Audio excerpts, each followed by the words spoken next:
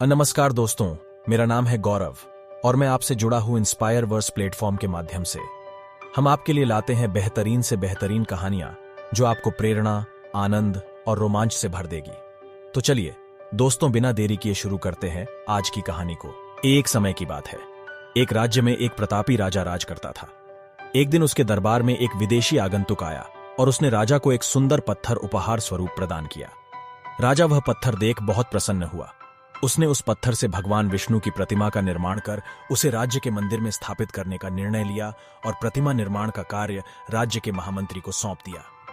महामंत्री गांव के सर्वश्रेष्ठ मूर्तिकार के पास गया और उसे वह पत्थर देते हुए बोला, महाराज, मंदिर में भगवान विष्णु की प्रतिमा स्थापित करना चाहते हैं। 7 दिवस के भीतर इस पत्थर से भगवान विष्णु की प्रतिमा तैयार कर राजमहल पहुंचा देना। इसके लिए तुम्हें 50 स्वर्ण मुद्राएं दी जाएंगी।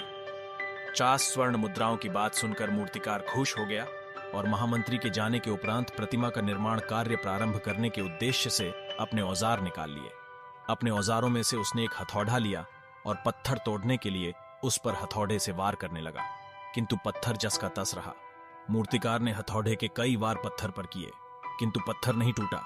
50 बार प्रयास करने के उपरांत मूर्तिकार ने अंतिम बार प्रयास करने के उद्देश्य से हथौड़ा उठाया, किंतु यह सोचकर हथौड़े पर प्रहार करने के पूर्व ही उसने हाथ खींच लिया कि जब 50 बार वार करने से पत्थर नहीं टूटा तो अब क्या टूटेगा। वह पत्थर लेकर वापस महामंत्री के पास गया और उसे यह कह वापस कर आया कि इस पत्थर को तोड़ना नामुमकिन है, इसलिए इससे भगवान विष्णु की प्रतिमा नहीं बन सकती। महामंत्री को राजा का आदेश हर स्थिति में पूर्ण करना था, इसलिए उसने भगवान विष्णु की प्रतिमा निर्मित करने का कार्य गांव के एक साधारण से मूर्तिकार को सौंप दिया।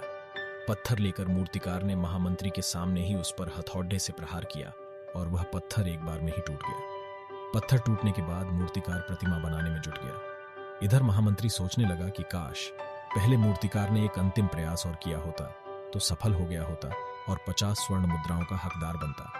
सीख मित्रों, हम भी अपने जीवन में ऐसी परिस्थितियों से दो चार होते रहते हैं।